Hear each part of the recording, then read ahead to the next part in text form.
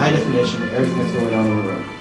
So just make sure that everything on your end is on mute. And of course, if you have a question, don't hesitate to chime in, especially at the end of the session. And everyone who is present live, make sure that you fill out your non-VA registration request. Make sure that's filled out. If you are part of the VA, make sure that you complete the online evaluation form at some point soon in the future. We also have a schedule available at the back table, so you can know what's coming up on today's schedule and for the rest of the week. And make sure that you fill out the participant profile. You only have to fill it out once. It's front and back. It's completely voluntary, but it helps us obtain grants for future conferences such as this one. I'd like to introduce our grand speaker for today, who's going to be opening up. Would you please help me welcome Dr. Novak to the stage, and he'll start with the commencement with the program today.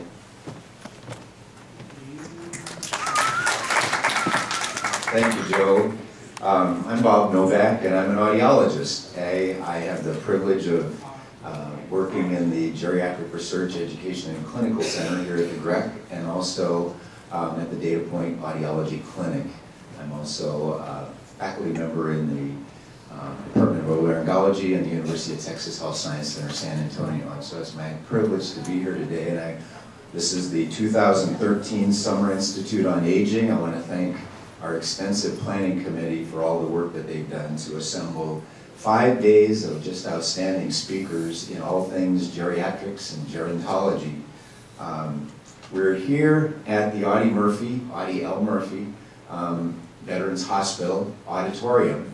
And for those who are on VTEL, the room is, it's a beautiful auditorium, and it chronicles our namesake, Audie L. Murphy, who was the most decorated war hero of all time, and who also had a 20-year movie career and made over 44 films, and was just beloved by folks then and now. And this auditorium chronicles his career in vintage movie posters and some of his war memorabilia. So when you're in San Antonio, drop by the Audie L. Murphy Auditorium so you can enjoy this as well. This conference is designed to kind of give us all an update in all things gerontology across the spectrum, and to help us serve one of our most valuable national resources, our senior citizens, who we have the great honor of serving in our daily work. Again, as Joe had reminded you, please at the VTEL sites mute your microphones during the presentations, because we can hear everything. The shuffling of paper, the growling of your stomachs, anything that's going on in your room we can hear. So you can unmute those mics at the end of each presentation for a short round of questions, and then remember again to mute them. And for those here, please turn off your cell phones. It's my pleasure to introduce our first speaker, Michele Saunders, who will speak to us on Introduction to Geriatrics and Gerontology. Dr. Saunders.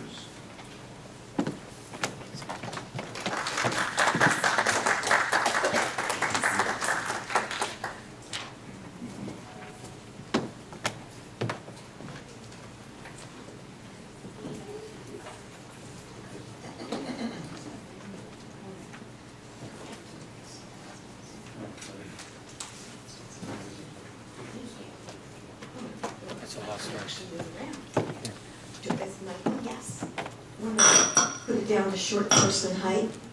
I actually got a new t-shirt and it says, "I'm not short, I'm fun size." So it helps. Okay. Here we go. We're going to talk a little bit about aging, those of you who were here yesterday, how many of you were here yesterday? So, oh, a lot, how wonderful.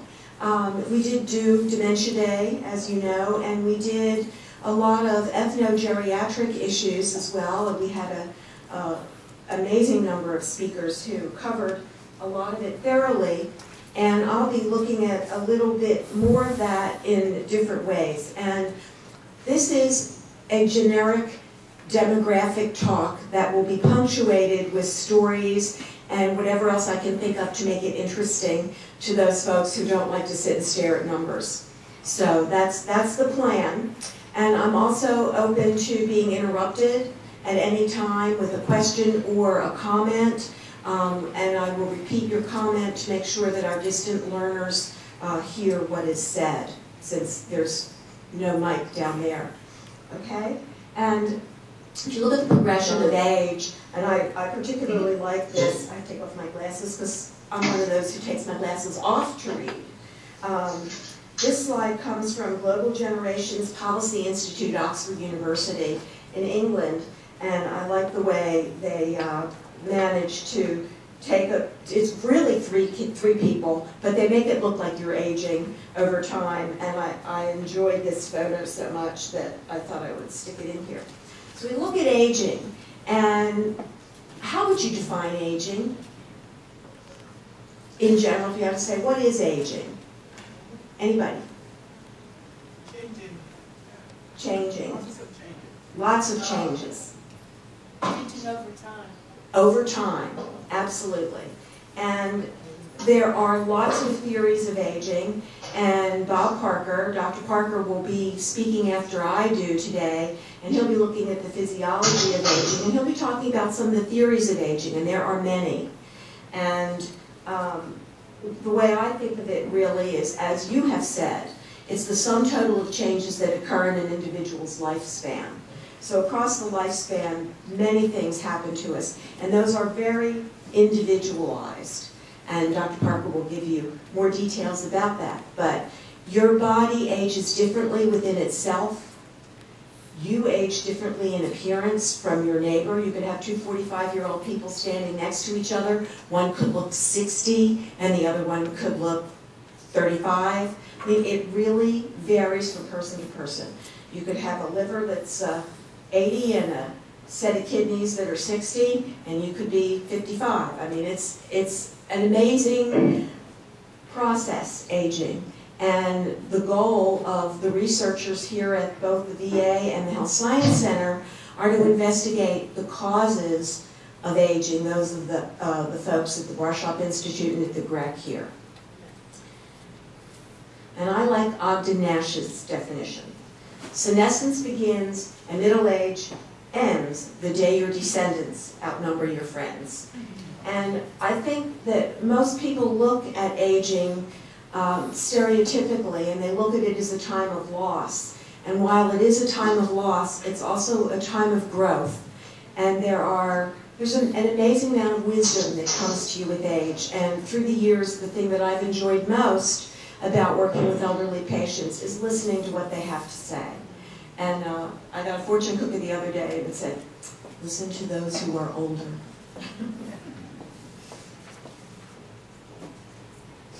So what is human lifespan as opposed to life expectancy? Well, the organism that is human is expected to live a maximum, it used to be of like 117 years. How many of you get the Express News or have been reading Steve Alstad's column on aging every week? And there are some of you, and I urge those of you who haven't read it to take a look at it, because he's been really addressing, he's a researcher in aging, and he's at the Health Science Center. He was acting director of the Barshop Institute when Arlen Richardson first stepped down, and had done a really fine job at that, and began this column, which he still continues every week. And he's looking at, well, how long can people really, really live? And I will tell you that Marie Cambert in France died in 2011 at the age of 122.45. She is the oldest living person that we have on record that's actually proven, as opposed to Georgia, Russia, where there are people who are said to have been older, but there's no proof of that, of how old they really were when they died. So it's thought that the body really can't live beyond that. And some of the things that Steve's explored in his articles is, where are we within the realm of organ replacement? Is that what's going to keep us going longer and longer? Are we ever going to reach 150? Will our skin hold out that long? Is there something that can be done to regenerate skin? Very interesting conversations every week in that article, and I urge you to take a look at it. Life expectancy is not how long the organism is going to live, but how long the individual can be expected to live, given all of the considerations of them physically, internally, and their environment externally. For example, life expectancy at birth, if you were born in 1900, was only 49 years. And that's clearly related to infectious disease, lack of antibiotics, etc. In 1981, it was 73 years. I forgot I had that paper. Thank you. People who are on the distant learning sites, please mute your phone so we can't hear you talking. Thank you. If you were born in 1981, you could be expected to live 73 years. If you were born in 1997, it was about 78 years. And those people who were born just 3 short years ago in 2010, the life expectancy for those folks is about 79.1. Please mute your phones. I am kind of deaf too. Who's on? And I think that your position there is totally fine. Muskogee is one of them. Okay. Please mute your phones. Those of you who are on the VTEL, we can hear you talking and it's rude. Please mute your phone. Thank you. Okay. This chart is of life expectancy. Did we just lose this? No. Okay, life expectancy by age group and sex in years between 1900 and 1997. And some of what I just mentioned is more graphically represented here. And you can see men at age 65, I don't know if you can read that, it's right here. And then women above that line at age 65, and how much longer they can expect to live, and then lines above show you at birth how much longer from 1900. Okay. I like this one because it gives you a clue that the older you are and the healthier you are, the more likely you are to live longer. And you can look at the bottom line, and if you're already 100, it's more likely in 2000, for example, and 6, that you're going to live 2.3 more years. So that's, I think, good news for a lot of people, that they have more life than they think they have. And our goal, of course, in aging is that people live not just to be 100, but to live to be 100 independently, healthy, as healthy as possible, with not just good function, but good quality of life. Nobody wants to spend 20 years in a nursing home. So you don't want to reach 80 and then spend 20 years in a nursing facility. Isn't that right? Yes? And in fact, we'll be talking a little bit more about home health and the medical home and those kinds of issues that are changing over time as individuals are able to express more clearly, the boomer generation especially, about what they want as they age. And I was recently in Amsterdam and had an opportunity to look at a majority, and it's unbelievable how many of them there were, of self-portraits that Rembrandt did. And by the time he reached 63, which is in the lower right, he wasn't becoming an impressionist, but he did clearly have cataracts. And that was manifest in the lack of detail that he used to paint with. This is one of my favorites. This came from Roger McCarter, who is a former colleague at the Health Science Center. Chinese are urged to die early to make room for workers, and I'll read a little. China should battle its problem of an aging population by allowing citizens to transfer death coupons into birthrights. An economist at a major professional conference in New Orleans said Monday, and this was January 7th of 1997, in the Times-Picayune in New Orleans. The system would encourage hopelessly ill people to accept an early death to increase their progeny. And I think it's very interesting in a country that has as many people as China has, that they're trying to get people to ration their own care, their own health care, by giving it up so that they can have more grandchildren and great-grandchildren.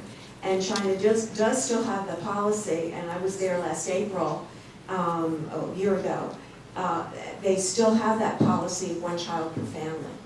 And this was an opportunity for people to have more grandchildren if they give up being taken care of in terms of their health. And this is a slide that you will see in the next talk by Bob Parker, or at least a variation of it that I borrowed from him, because I really like this view of aging. It's a normal developmental event and refers to the process of accruing maturity with the passage of time. It begins with conception and continues throughout life until we die. And aging is progressive, ubiquitous, and inevitable for all living things. I mean, it's that old story about the things that you can always count on, you know, death and taxes, and it's universal. You did that a few times yesterday, didn't you? If your friends can accurately guess your age, you need to find dumber friends. Either that or start taking care of your skin and try to look younger. I don't know which. Okay. United States elderly population growth. This is the total number of persons aged 65 or older by age group from 1900 to 2050 in millions. In 1900, there were only about 3.1 million persons who were 65 or older. That's 3.1 million is a significant number, but it was very low then. Only about 100,000 of them were over the age of 85. Midway through the century in 1950, there were 12.3 million seniors, so it had more than quadrupled, with 600,000 of them over 65, so it had more than 6 times what it was in 1900. And by 2000, there were 34.8 million seniors, and 4.3 million of them over 85. So we do know from the talk yesterday that indeed the over 85-year-olds are our fastest growing population because people are not dying. Their medical care is much better than it ever was before. Demographers project that by 2050, there will be somewhere between, hold on to your hat, 82 and 98.3 million seniors. And the 85-year-olds could reach between 19.4 million and 23.9 million. And that is where the concern comes from in my daughter's generation and my nephew's generation, who all feel that there's not going to be enough Social Security for them, or Medicare for them, or Medicaid for the poor. And there are lots of discussions to be had around that, but one of the things that has to happen is that Congress has to not steal from the funds in those accounts for other bills, and that would help us have enough funds. So the older U.S. population, who are they? Did I miss a slide? No. Okay.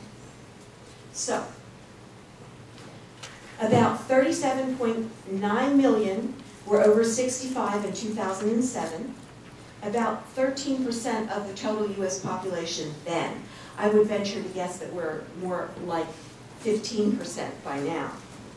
19.3% of the elderly are minority populations throughout the country, and that number is increasing steadily. 8.3% are African American, 6.6% are Hispanic, 3.2% are Asian or Pacific Islander, and fewer than 1% are American Indian or Native Alaskan. and about 0.6% are among, they list themselves as multiracial. The elderly population could near 81 to 92 million by 2050. In Texas, between 2000 and 2040, we can expect a 193% increase in the population over 60. So we are growing faster than almost any other state in terms of age. I'll give you a little bit more information about Texas particularly. Over 2.7 million Texans are 60 or above. 66% of them are younger than 75 years of age. So it's a young old population. 76 males for every 100 females. 60 black males for every 100 black females. So we're looking at some disparities here. Anglo older Texans are 72% of the group, Hispanics 18% of the group, and blacks 9% of the group. And those are increasing. Half of Texas's seniors live in San Antonio, Houston, Galveston, and Dallas-Fort Worth. Where do the other half live? Rural areas. If you look at the Panhandle, there are some counties in the Panhandle that have 10 people living in them, and the average age is 86. People leave. They don't want to live in rural areas, so they all go to the city. The farmers remain, the older farmers, and one of the things that we discover is that rural health happens. People in rural areas are incredibly creative and will even do illegal things just to make it possible to take care of their senior citizens. One example is a rural hospital in one of the counties in the Panhandle, in a town that has a hospital, which is amazing because it's a small county. And they had an older individual who was without a home, had sold his home because his Social Security and because he could no longer farm, could not afford his property taxes. You have to remember that Texas has probably the highest property taxes in the country. So it's like paying high rent every month, even if you own your house. And the bigger the house, the higher the taxes. So this gentleman had lost his house, and there was no nursing facility in the county, and there was no assisted living facility in the county. So the hospital turned a room into a long-term care facility and put him in it so that he would have a place to live and the care he needed. Rural health happens one way or the other. More specifically, over 2.7 million Texans were 60 and above in 2000, and by next year could reach upwards, and by next year I mean this year, higher than the 3.2 million that we talk about. Older Texans are relatively young, with about 66% of them younger than 75, which I showed you in the last slide, but it's also vividly in this bar chart.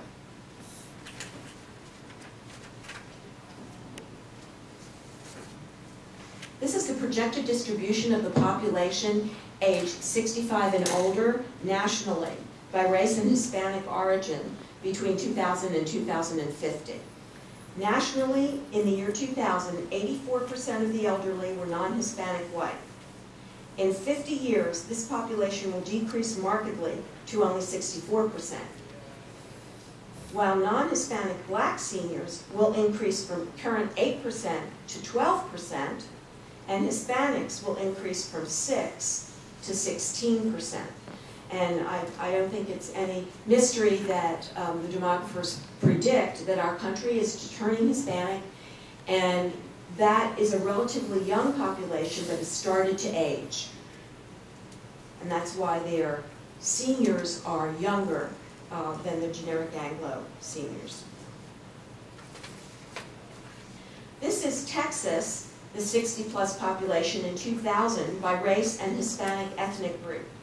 In 2000, Texans were 72% non-Hispanic white or Anglo, about 12% less than the United States average, which makes sense. We're a border state. We have a great many more Hispanic Americans living here than the average state. 9% non-Hispanic Black compared to the 8% national average, and 18% Hispanic compared to the 6% national average.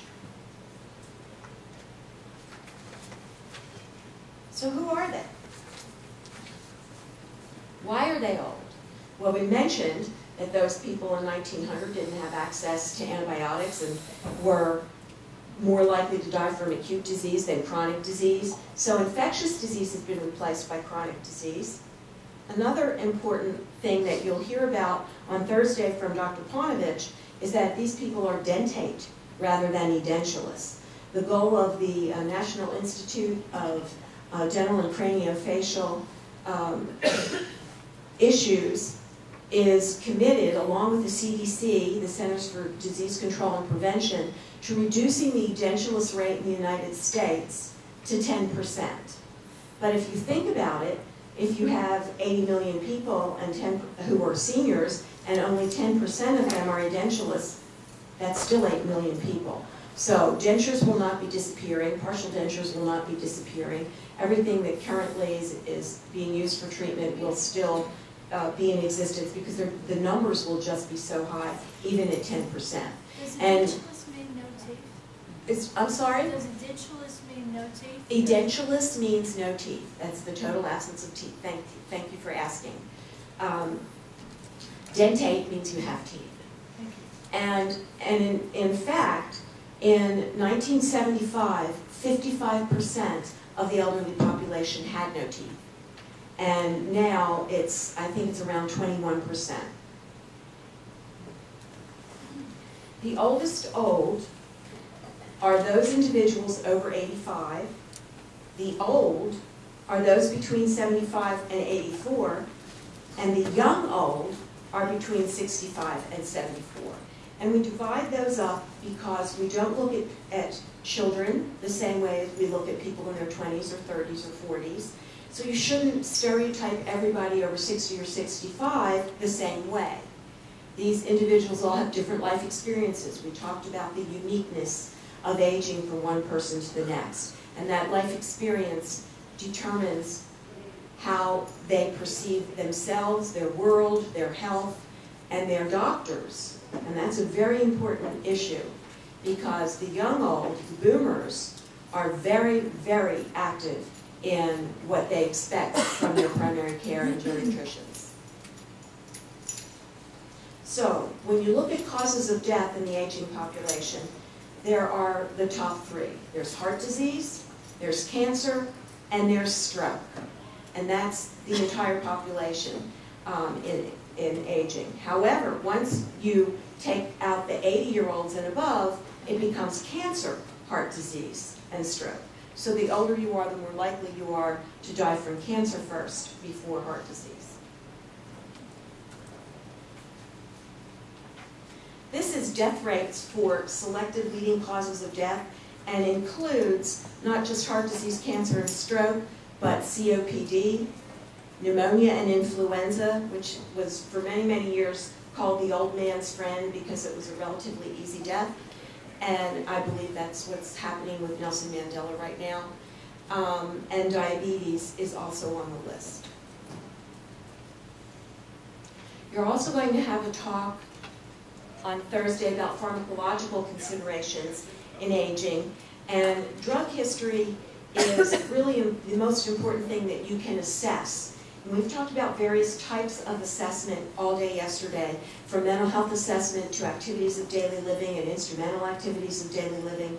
And one of the most important things is for practitioners to have their seniors bring in a brown bag of every medication they're taking, and not just those that are prescription meds, but over-the-counter meds and vitamins as well, so that the practitioner can ascertain if there are any adverse reactions that are prone to happen, or if there are drug interactions, or if there are medications, including over-the-counter ones, that individuals shouldn't be taking because of the prescription meds they're taking. And there's a high prevalence of both poly and multi-pharmacy. And those are not the same term. Polypharmacy is taking a lot of medications. So you could be on, for example, 17 meds. Multi-pharmacy is where you're taking more than one drug for the same problem. And this happens a lot when there's no case manager, when the primary care physician is way too busy to talk to the specialists, and older adults will go to the cardiologist and they're taking the history and they're trying to get all the problems the individual has. Oh, and you know, I'm constipated. Not, oh, I'm taking a medication that my primary care doc gave me for my constipation, just, oh, and I've been constipated. And so they get from the cardiologist another medication sometimes for the constipation. And then it goes on like that as they travel from specialist to specialist, and ultimately they wonder why they can't stop their diarrhea. So these are important issues in pharmacology that have to be addressed. And the type of prescription meds determine what the diagnoses are. So when you look at a bag that's got 5 different prescription meds in it, you can usually identify what the disorders are by knowing what the meds are, with the exception of some drugs that are used off-label. An example would be an antipsychotic that is used not as an antipsychotic, but for someone who can't use certain types of medications like SSRIs and have a severe anxiety disorder, and the antipsychotic stops the cyclical thinking. It's not to stop psychotic behavior. So there are those kinds of issues that come into play as well, not just what's in the bag. And we talk a lot about our seniors and whether or not they comply with the directions they've been given regarding their medications that they take. And largely, I think we also need to look at the issue of adherence. And when we say that they don't adhere to what it is we've given them instructions to do, a lot of it sometimes is the practitioner's fault. Have we given them directions that are written, printed out off a computer in large print that they can read?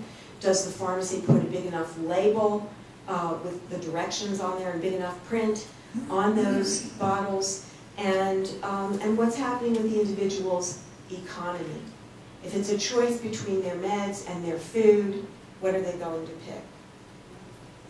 21% of seniors did not fill the prescriptions they were given by their physicians. More than 55% of those seniors made errors, I mean all seniors, not the ones who didn't fill, made errors in self-administering their meds. I always take this yellow pill in the morning becomes I always take this yellow pill at night because they forget. If it's not written down as something they can read, and if they don't continue to refer to it. They have twice the adverse drug reactions than young patients if they're 65 and above. And in fact, 25% of hospitalizations in those over 80 are due to adverse drug reactions. And I always like to give the reference to digoxin, because digoxin as a treatment for congestive heart failure is one of the medications that is among those that have the highest controversy about whether they're necessary. And it's also one of those medications that has a very narrow therapeutic range. Who knows what a narrow therapeutic range is? What it is you give a little, it works. You give a little more, the person gets toxic. So it has to be checked, blood levels have to be checked. We have given lectures to our EMS folks to make them aware of this, that when they enter a house for an emergency reason, the first thing they need to check is if it's dig toxicity. And because that's one of the big problems. Obviously, if it's not heart attack, stroke, or cancer issues. This is marital status of the population 65 and above by age group and sex from 1998. As you can see from this chart, the majority of elderly men are married, with widowerhood increasing with each decade of life. However, the majority of older women, once they reach 75, are widowed. They don't remarry. That's because we talked about 75 men for 100 women. There just aren't enough of older men around. The Texas data parallels the national data in this area. Aging is largely a woman's issue. We talked about the fact that older women outnumber men. There are 21.9 million women to 16 million men. Women 65 today can expect at least 20.3 more years of life. Men 65 today can expect 17.4 more years of life. 42% of older women are widows. And older men, as I mentioned, are more likely to be married, 73% of men to 42% of women. Living arrangements of the population aged 65 and older by sex and race and Hispanic origin from 1998. And this, I've been checking on these figures to see if there are any updates, and there's not much, and it's relatively the same. But these are folks who are non-institutionalized, and you can see that there are lots of them who live alone, lots of them who live with relatives, actually not nearly enough, it's a small block, and with other relatives, which I like. And of course, many men still with spouses, the black bars on the left. Rate of nursing home residence among persons aged 65 or older by age group, 1985, 1995, and 1997. This pretty much hasn't changed either. There still are about 4.7% of the elderly who are institutionalized in nursing facilities or hospitals or other extended care arrangements. And again, we're still building more nursing homes because the population is increasing so much. So if you have 1 million, 4.5% of that is not huge, but if you have 100 million or 50 million, 5% of that is a much larger number, and the number of nursing facilities we have can't hold that many. But then again, when you get to be around the time of 2050, when this population of aged drops, what are they going to do with all those nursing homes they've been building? So we're going to talk a little bit about living arrangements. Only 4.4%, I said it used to be 4.5, 4.7 or 5%, it's going down. Why is it going down? In nursing facilities, hospitals, or other in-house institutions. Why is it going down? Why would you not be in a nursing home? Your family could be taking care of you. You could be living with non-relatives. You could be living alone. If you were living alone and had a lot of health problems, what might you need at home? Home health care. We have a huge direct service workforce, direct care workforce, of individuals who are paid very little and who do home health. And that's one of the things that will be changing over time, I think. Those numbers will be increasing and the pay will have to go up. 30.2% or 10.9 million of non-institutionalized elders live alone. 7.9 million women and 2.9 million men. 49% of older women are represented there, and 75 and above, they live alone, 49% of them. And here's a real kicker for you, because 10 years ago, this number was 250,000, and it is now 670,000 grandparents over 65 are raising their grandchildren. That's quite a number. Yes? Also, couldn't the telemedicine and aging in place? Absolutely. Aging in place is a big effort of the Department of Aging and Disability Services here in Texas, and there are other states that are working on that as well. There are demonstration projects of Medicare and Medicaid dual eligibles around the country. The National Center for Medicare and Medicaid Services has a Center for Innovation, and they are testing all these pilot programs to try to find better ways of caring for our elderly so we can save money without rationing care. And that's a real issue as our numbers of elderly grow. We stereotype them, we write them off as worthless. Are we going to now do more than what Medicare is already doing to ration care? And a lot of those models address that issue, so that's a good thing. 11%, or 3.7 million, of older Medicare enrollees receive personal care, as you talked about, paid or unpaid, at home, so they can age in place at home, live at home, where they would rather be and not be institutionalized. In the middle of this photo is Milton Washer, who lived to be about 101. He was in a nursing facility here in town where we brought students. These are some of our occupational therapy students that we had. We had OTs, PTs, dental hygienists and fellows, and a number of other trainees go through this particular nursing home and get to experience positive aging in a nursing home, not just people there to die. And the VNA brochure, the Visiting Nurses Association, says home is where the care is. And that's hopefully going to be the future of our care for seniors, that we will be able to afford to be at home as we age if we need care, not have to be institutionalized. And we have a follow-up responsibility to our seniors, whether they remain at home or homebound or end up in institutions. They are our patients. And if we deny to treat them because their living arrangement has changed, then we are essentially abandoning them. And that means we should be giving them a choice of 2 or 3 other practitioners who will and have agreed to treat them in their new setting if we ourselves do not feel capable of treating them in their new setting. And that's very important. One of the things we all know, and that was discussed yesterday, is that teamwork is the key to good geriatric care. Back in the 80s, and even now, studies that were done at VAs, and VAs really largely have led the way in quality geriatric care in our country.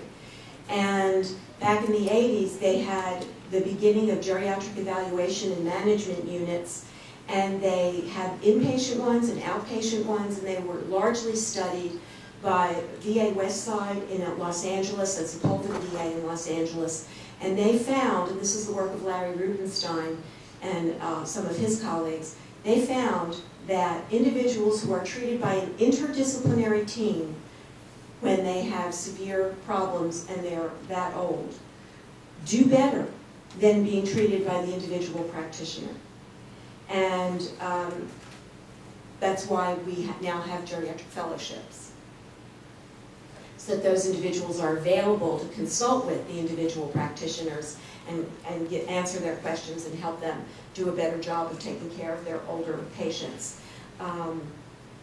I was editor of the Journal of the American Geriatric Society Education and Training section, and Annette Medina Walpole in New York did a study, and they had 3 different groups. They had individual practitioners, they had individuals who had graduated from 1 or 2 year geriatric fellowship programs, and they had individual practitioners who had taken the test the year they were allowed to get certified in as having had geriatric training by studying. And they distributed cases, and really the only people who measured up in terms of management of these cases were the ones who had had the fellowship programs. So our geriatric fellow trainees and graduates really look forward to working with community practitioners to help them, those who have not been fortunate enough to have at least a year of geriatrics training,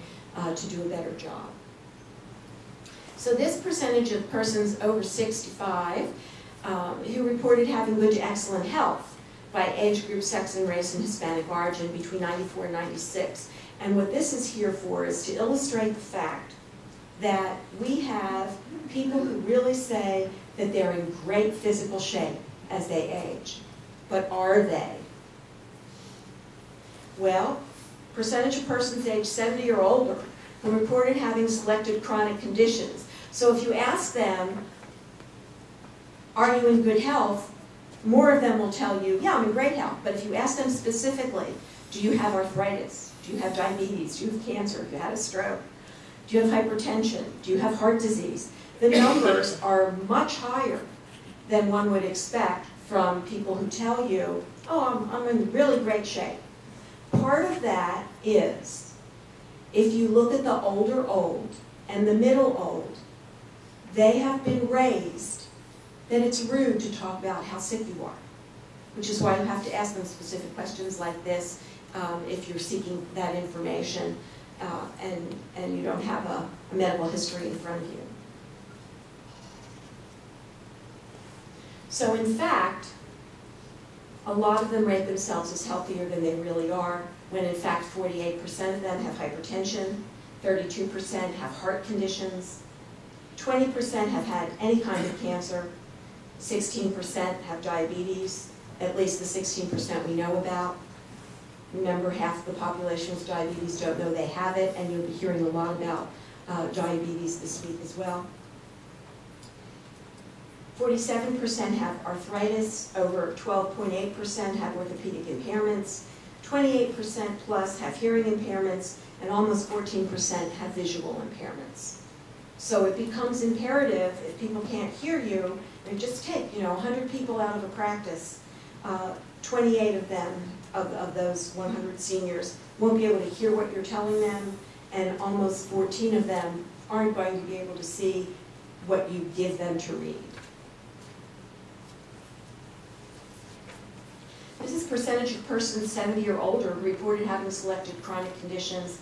No, we passed that one, I already did that. This is persons' percentage of those 65 or older with moderate or severe memory impairment, speaking of memory impairment, by age group and sex from 1998.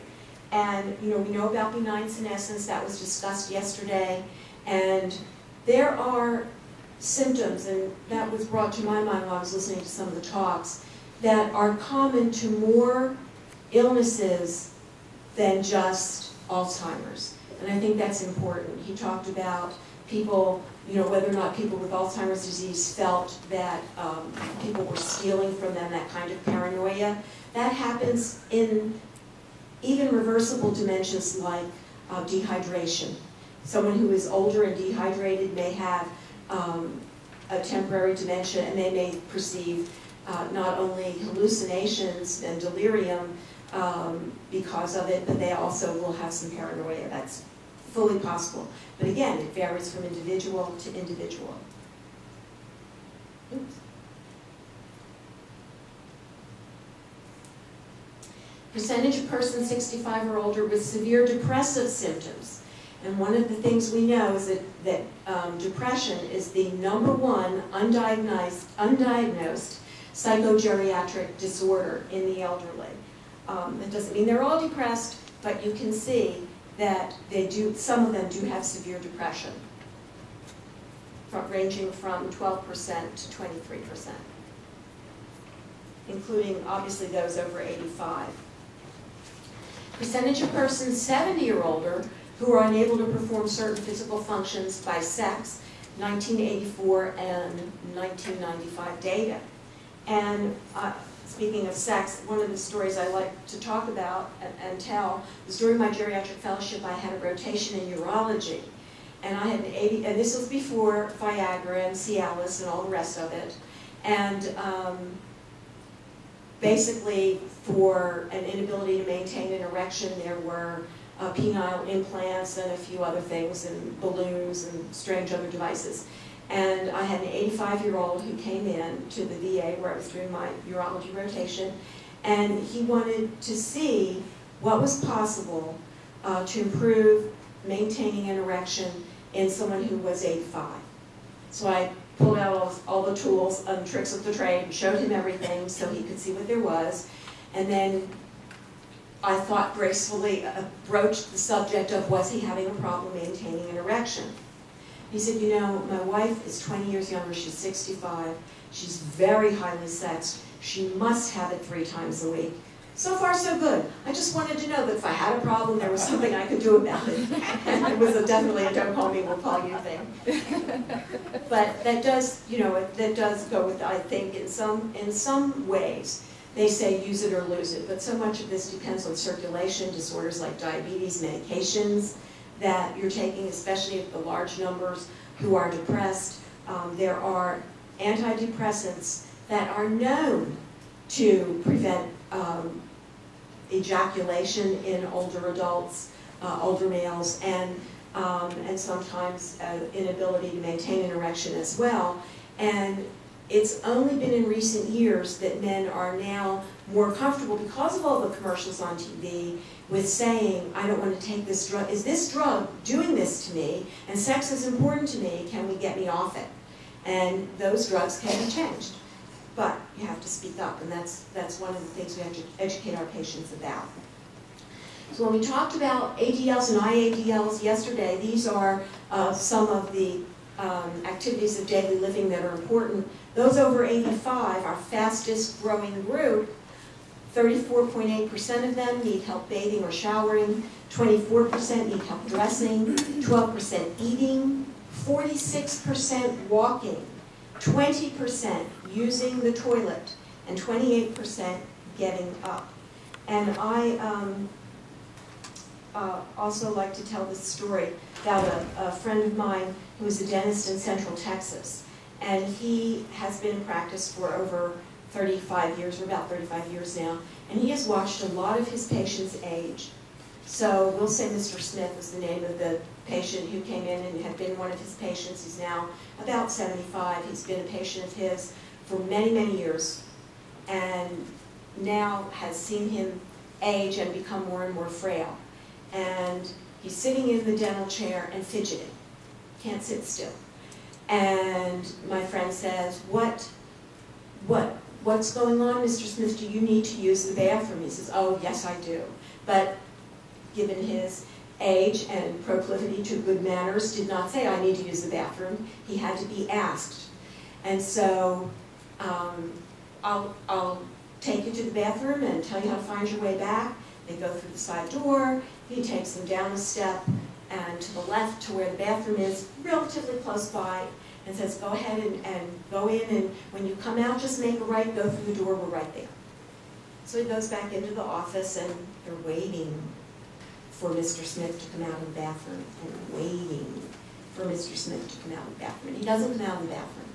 So my friend goes back, knocks on the door, says, Mr. Smith, you still there? Yes, I am. Oh, okay, I just want you to know that after you finish going to the bathroom, come out and make a right, and we're right through the door. And he goes back into the chair, and he's waiting, and he's waiting, and he doesn't come, and he doesn't come. Finally, he goes to the door, knocks on the door, and says, Mr. Smith, I'm going to come in. I want to make sure you're okay. He goes in, Mr. Smith is standing in front of the toilet and hasn't done anything. And so he says, zipper hasn't been pulled down. He says, Mr. Smith, I'm going to help you. And he pulls the zipper down, gets his penis out, does the thing that only nurses know how to do, get behind him, and hits the back of his knees with his knees so that those knees hit the toilet, and Mr. Smith pees. And then he puts them back together, zips them up, takes them to wash his hands, and back to the dental office, and Mr. Smith turns to him as he's getting into the chair and says, bless you. And that tells you a lot about that 20% that need help using the toilet. It's not just about getting up and down. Some of it is about memory loss and early Alzheimer's disease. We're almost done. Vital signs, the geriatric version. In the elderly, high blood pressure is not 140/90. It's 165/95. And most of our primary care practitioners don't know this. And there's another controversy about how much do you control blood pressure, not to mention blood sugar, in a very old person. Their pulse rate and rhythm is 60 to 110 regular, over 21 respiration, temperature that ranges from 96.8 to 98.6 is normal. So there are a lot of seniors who have temperature that's below 98.6. We've added 3 more vital signs to the geriatric group. Pain. Nobody should have to be in pain as they age because someone's too afraid to give them a pain medication because they're afraid they're going to lose their license. And that includes what I've found in some hospitals here in town, even on their palliative care floor. There are nurses who are afraid to give them their pain medication. These people are there to die, but they're afraid they're going to kill them and lose their licenses. Weight loss. We have a lot of educating to do. Weight loss is a very important vital sign to follow. And CLOX-1 and REM sleep come to us from Jeff Cordes and Don Royal and Jason Schillerstrom of Geriatric Psychiatry here as things that are vitally important to determine if someone is starting to have dementia issues. As well as if you don't get enough sleep, you don't live as long. Sleep is vital. Don't let aging get you down. It is too hard to get back up. Anybody have questions? I have a question. Yes. If the numbers are increasing for hypertension, what is considered hypotension on an elderly? There's some really interesting new information out about that. And we have a colleague, in fact, who has postprandial hypotension. He is hypertense. He's being treated for his hypertension. After he eats, his blood pressure plummets and nobody knows why, and he wants to faint. And that is another issue, and it requires a real careful monitoring and calibration by the primary care physician to not give, maybe in that individual you're not going to be able to control that high blood pressure component as much as you would like because you have these plummeting periods. And he says it's worse after breakfast, it's as through the day, after he eats it's a little better through lunch and dinner. So we don't have the exact numbers for that because it hasn't been surveyed or reported nationally. But that's a really good one, and maybe I'll pass that one along to the National Health Interview Survey people. That's an excellent question. Any others? Yes? Can you differentiate between a normal weight loss and an abnormal weight loss? For example, normal weight loss could be loss of lean muscle mass and other things. Okay, the question for the distant learning sites was differentiating between normal and abnormal weight loss, and of course, where does lean muscle mass come into that? And we know that as you're aging, at a certain age, and I can't remember the exact age, I don't remember if it's 50 or 60, you lose something like 7% or more of your lean muscle mass every year if you're not doing strength training. So that's definitely a use it or lose it. You're going to lose it a little anyway. You can become lean and mean though, and not emaciated. And so it's important to do for seniors to do strength training if they can do that. And everybody knows about cancer and weight loss. I think that goes without saying. But most seniors, unless their physicians find that they really need to lose weight, are not actively seeking to lose weight. Some will lose weight because of their diet. They can't afford the protein that they need. Protein, energy, malnutrition is one of the most common problems in nutrition and aging. And do we have anybody talking this week in nutrition off the top of your head? We do. So hopefully they will be addressing some of those things. Ask that individual that question as well. We don't want to see huge drops in weight. And physicians always ask, well, they check the patient's weight. One of the first things that when they come in the door, they weigh them. They check their height. How much height have you lost due to your osteopenia? And what is your weight? And have you lost too much since the last time I saw you? And why? What's going on? So ask that question of the nutrition person. That'd be good. Any other questions? Okay, thank you so much. I do want to say that everybody who treats older patients are special people. Every single one of you in this room is a special person because you have a broader understanding and caring nature than the vast majority of folks, and I salute you for that.